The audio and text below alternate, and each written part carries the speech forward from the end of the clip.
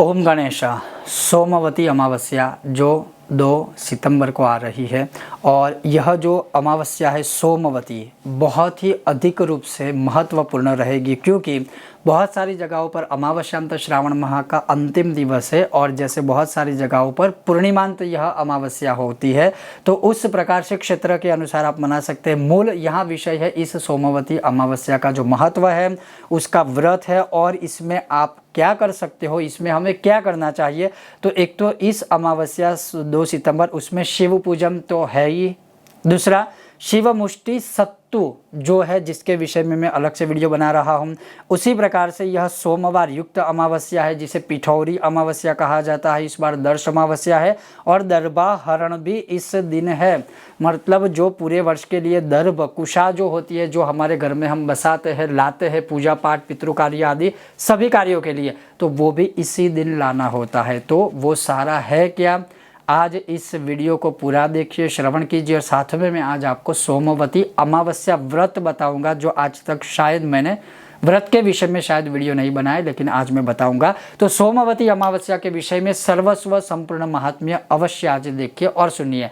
आपको यह विषय वीडियो पसंद आए लाइक करें, शेयर करें, चैनल पर नए हो तो सब्सक्राइब अवश्य कीजिएगा। तो चलिए शुरू करते हैं। अब सोमवती अमावस्या के विषय में हमारे जो ग्रंथों में जो लिखा हुआ है कि तीर्थे कपिलधारम च गंगा च पुष्करम तथा दिव्यांतरिक्ष भौमानि यानि तीर्थानि सर्वशः तानि तत्र वसिष्यन्ति दर्शे सोम दिनान्विते।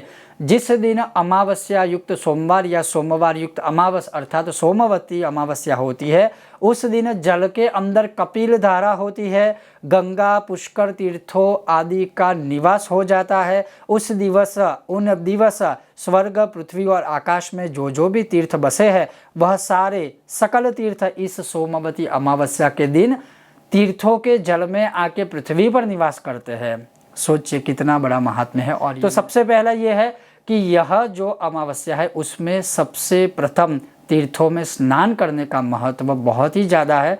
इस सोमवती अमावस्या में तीर्थ स्नान करने से अनजाने में हुए जानबूझकर किए सभी पापों का विनाश होता है। लेकिन अनजाने में हुए पापों का तो विनाश होगा, लेकिन जानबूझकर पाप जो किए है उसका विनाश होगा, किंतु ऐसा नहीं है कि फिर से पाप वो शुरू करे, ये भी स्मरण करिएगा।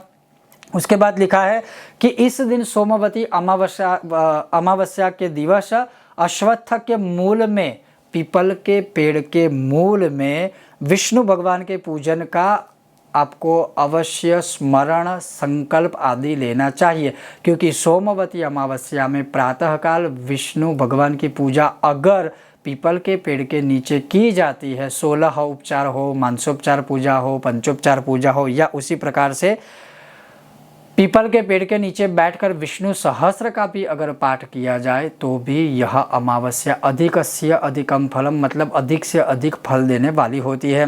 उसी प्रकार से यहाँ पर यह लिखा है कि इस अमावस्या का व्रत अगर आपको करना है या जो कोई भी करता है, कैसे करना है वो मैं आपको आगे श्रवण करवाऊंगा, लेकिन जो कोई भी इस अमावस्या का व्रत करता है, इस सोमवती अमावस्या में पीपल के पेड़ में जल अर्पण करते करते अगर आप चाहे तो ओम सर्व पितृ मनः कामना सिद्ध कुरु कुरु स्वाहा का, पितरों की शांति के लिए इस मंत्र का यथाशक्ति उच्चारण करें।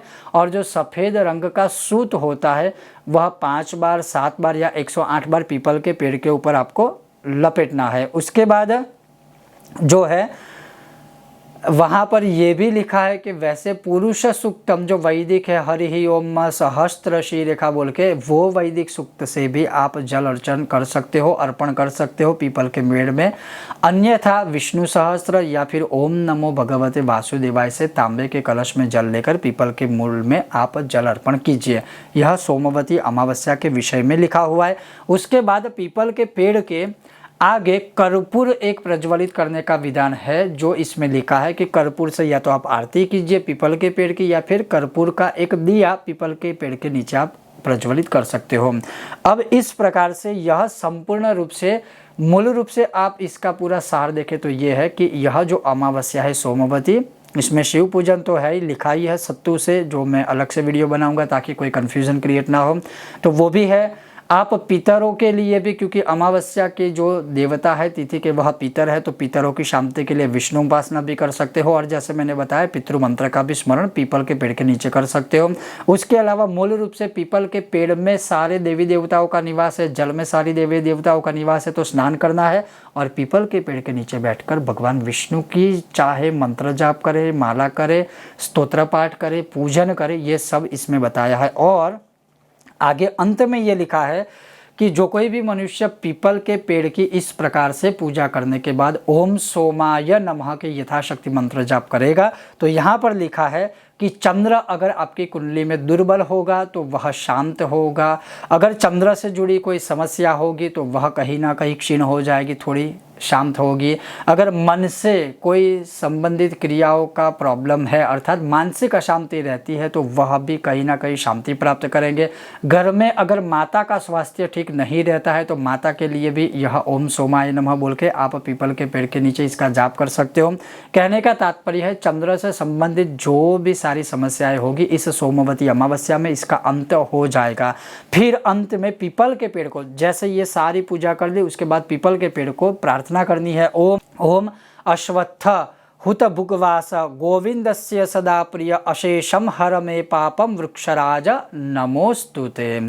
इस प्रकार से उस पीपल के पेड़ को नमस्कार करके प्रार्थना करनी कि हे अश्वत्थ, आप अग्नि के निवास स्थान स्वरूप है, आप सदा विष्णु के प्रिय है। हे वृक्षराज, मेरे सभी पापों को आप हर लीजिए, पापों का विनाश कीजिए। मैं आपको वंदन नमस्कार कर रहा हूँ या कर रही हूँ।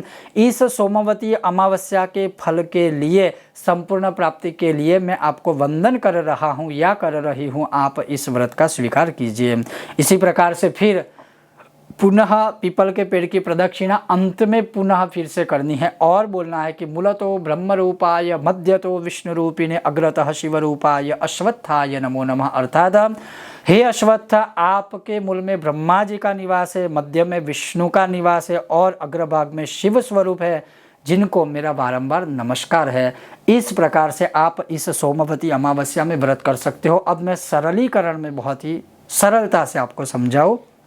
जिनको पितृदोष है, जिनकी जन्म कुंडली में शनि चंद्र की युति है, कैमंद्रुम दोष है, जिनकी कुंडली में राहु चंद्र का ग्रहण दोष है, या जैसे मैंने कहा चंद्र केतु का श्रापित दोष आदि जो भी चंद्र से संबंधित जितने भी दोष है उनके लिए यह सोमवती अमावस्या बहुत ही लाभदायी होगी। जिनकी माता का स्वास्थ्य ठीक नहीं रहता है, जिनको पितृदोष है, मातृदोष आदि है, उनको अवश्य यह व्रत करना चाहिए।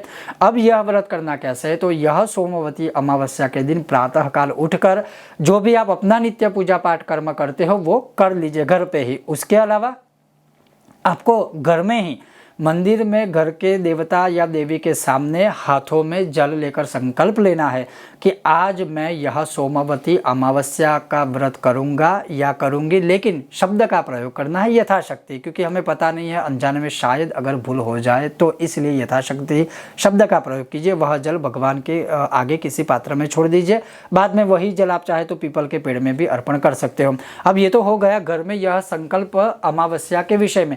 बाद में जैसे मैंने कहा कि अगर संभव है ना तो अवश्य इस दिन आप तीर्थों में ही स्नान करने का प्रयत्न कीजिए।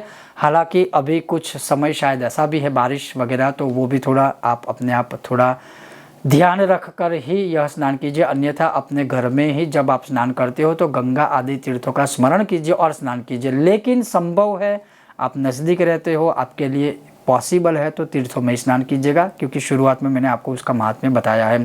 वह हो जाए उसके बाद घर आइए, या फिर वहीं पर नज़दीक में अगर पीपल का पेड़ है तो वहाँ पर अगर घर में स्नान करके घर के आसपास या शिवालय के आसपास अश्वत्थ का पेड़ रहता है, पीपल का पेड़, तो वहाँ जाइए। फिर वहाँ जाने के बाद एक दीप आप कर्पूर का प्रज्वलित कीजिए, एक दीप नॉर्मल सा ही सरसों के तेल का या फिर गौ माता के घी का दीपक वहाँ पीपल के पेड़ के नीचे आप प्रज्वलित कीजिए। वह कर लेने के बाद भगवान विष्णु की मानसिक पूजा कीजिए, लाभोपचार पूजा, मानसोपचार पूजा या 16 उपचार भी पूजा कर सकते हैं। अब इसका मतलब यह है कि आप अपने मन से पीपल के पेड़ के नीचे भगवान विष्णु का निवास, खास वैसे तो हर रोज है लेकिन खास करके सोमवती अमावस्या में है, तो भगवान विष्णु को प्रार्थना कीजिए कि आपके जो भी सारे कष्ट वगैरह है वो दूर हो जाए। और मन से भगवान को मानसिक पूजा कीजिए कि मैं आपको धूप अर्पण कर रहा हूँ या कर रही हूँ, मैं आपको दीप अर्पण कर रहा हूँ या कर रही हूँ, मैं आपको नैवेद्य अर्पण कर रहा हूँ या कर रही हूँ। यथा भाव अपने अनुसार आप पूजा कीजिए। तो ये एक पूजा हो गई।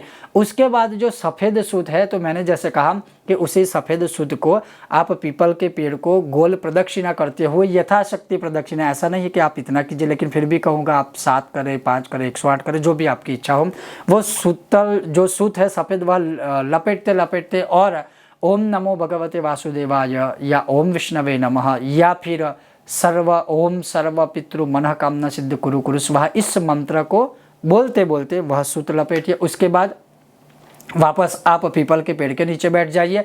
वहाँ पर फिर भगवान को प्रार्थना कीजिए आपके सारे कष्ट हरे, दोष हरे, पितृदोष हो तो उसमें शांति हो। और उस समय आप चाहे तो विष्णु सहस्त्र का पाठ कीजिए पीपल के पेड़ के नीचे बैठ के। उस समय चाहे तो लघु विष्णु सहस्त्र का पाठ कीजिए, जो भी आप चाहे वह पाठ कर सकते हो। अब ये हो जाए, उसके बाद ओम सोमाय नमः की यथाशक्ति आप मंत्र जाप करें। माला चाहे तो माला कर सकते हो, या फिर 27 बार, 54 बार, 108 बार ओम सोमाय नमः बोलिए, ताकि चंद्र से संबंधित कोई समस्या हो तो वो शांत हो जाए। क्योंकि सोम यानी चंद्र, सोमवती अमावस्या यानी चंद्र से जुड़ी जो भी समस्याएं होती है उसको शांत करने का एक उत्तम दिवस या तिथि। वो हो जाए, वहाँ पूर्ण हो गई पूरी पूजा या व्रत। उसके पश्चात जो है, जो अश्वत्थ को प्रार्थना करनी है, जैसे मैंने आपको कहा कि अश्वत्थ हुत जो पूरा श्लोक है वो आपको पहले मैंने श्रवण करवाया, तो मैं फिर से वो रिपीट नहीं करूँगा। पीपल के पेड़ को प्रार्थना कीजिए और अंत में फिर से प्रदक्षिणा करते हुए फिर से प्रार्थना करनी है। जो श्लोक मैंने आपको पहले बताया, जो मूलतः ब्रह्म रूपाय वाला, वह प्रार्थना कीजिए और फिर अपने घर को गमन कीजिए। अब इस अमावस्या व्रत को कैसे करते हैं, मतलब किस प्रकार से क्या खाना खाना है, नहीं खाना है। आप चाहे तो निर्जला रहकर भी यह व्रत कर सकते हो। आप चाहे तो एक समय खाना खाए, एक समय फलाहार करके भी कर सकते हो। आप चाहे तो पूरी तिथि में पूरा दिन केवल फलाहार कर सकते हो और दूसरे दिन प्रातःकाल सुबह 8 से 10 के बीच इसका पारण कर सकते हो। इस प्रकार से भी कर सकते हो। और जैसे हर एक नियम होता है कि गर्भवती महिलाएं हैं, छोटे बच्चे हैं, अस्वस्थ जो है, बड़े बुजुर्ग, उनको यह व्रत नहीं करना चाहिए। जो बीमार है उन्हें भी नहीं करना चाहिए, वो भगवान का स्मरण श्रवण कर सकते हैं। तो इतना केवल करने मात्र से यह सोमवती अमावस्या का फल जो है उत्तम तरीके से प्राप्त होता है। अवश्य यह 2 सितंबर सोमवती अमावस्या और उसके साथ जैसे पिठौरी अमावस्या है, बहुत सारे अन्य जो शुरुआत में योग बताए वो सारी चीज़ें हैं।